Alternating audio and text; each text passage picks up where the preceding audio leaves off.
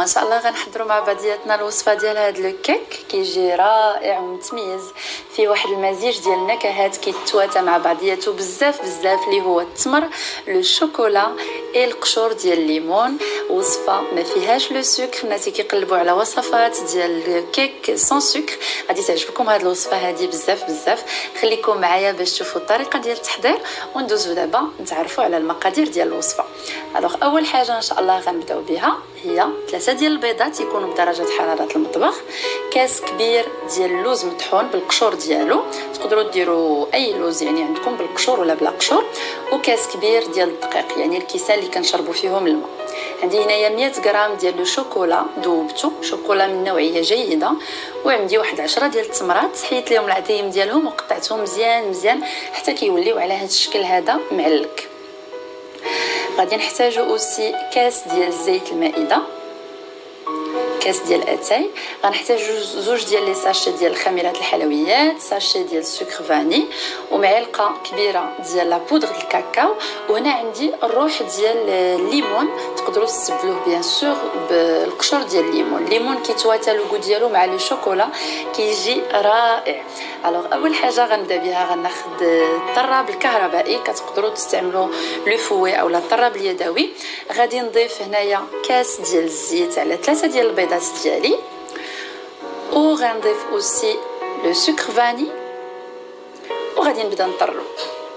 غنضيف حتى الروح ديال الليمون، اللي ما عندوش الروح ديال الليمون يقدر يدير القشور ديال الليمون ولا القشور ديال الحامض، من الاحسن القشور ديال الليمون حيت كيتواتاو مع هذه الوصفه بزاف. غادي نطرب مزيان مزيان اي جوست ابري غنبدا نضيف باقي المقادير ديالي. غنبدا بلو شوكولا، اي بيان سور لو شوكولا فاش تسخنوه خليوه شويه يبرد، يعني ما تضيفوهش وهو سخون على البيض، دائما ما كنضيفوش شي حاجه سخونه على الخليط ديال البيض سينو غادي يطيب لينا البيض غادي يولي اومليت. الوغ من بعد ما ضفت لو شوكولا غادي نضيف الكميه ديال التمر، عندي هنايا واحد 10 ديال التميرات حيت ليهم العظم ديالهم وقطعتهم مزيان، سينو كتقدروا ديروا داك العجين ديال التمر اللي كنلقاو في لي غراند سورفاس. غادي نطحن الخليط ديالي مزيان مزيان اولا بلوتو غادي نطربو. في هذه المرحله كنقدروا بيان سور نخدموا غير بالطراب اليدوي، مي تبارك الله كيحتاج الخدمه وليفور. الو غادي نطرب الخليط ديالي مزيان، وغادي نضيف كاس كبير ديال الدقيق ديال اللوز ولا اللوز مطحون، لا بودغ داموند ولا اللوز اللي عندنا كنطحنوه. انا خدمت هنايا بكيسان كبار، الكيسان اللي كنشربوا فيهم الماء، سينو كتقدروا ديروا 2 كويسات ديال اتاي. اللي ما عرفش القياس ديال هذا الكاس يدير 2 كيسان ديال اتاي ديال الدقيق و2 كيسان ديال اتاي ديال اللوز مطحون. عندي هنايا معلقه ديال البودره ديال الكاكاو، وغادي نطرب المقادير ديالي اونكور اون فوا.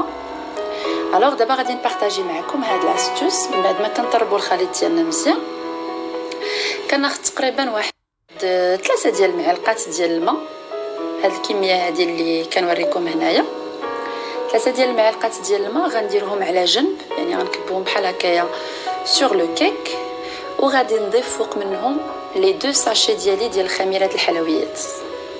كمسا الخميره كتخدم ليا دغيا وكيعطيني المفعول ديالها دغيا دغيا. كاين بزاف ديال الناس كيلقاو مشكل ان لو كيك ما كيطلعش ليهم، انا كنستعمل هاد لاستوس اللي بارطاجيت معكم دابا وكتنجح ليا دائما، كينجح ليا دائما لو كيك وكيعطيني نتيجه جد مرضيه. الوغ كيف كتشوفوا الخليط تبارك الله كيجي ثقيل حيت فيه لو شوكولا، فيه التمر، فيه اللوز، سي ان كيك لي فريمون رائع بزاف. فوالا لو ميلانج ديالنا كيفاش كيجي. كنخلي دائما ليطاب ديال الخميره هي الاخرانيه.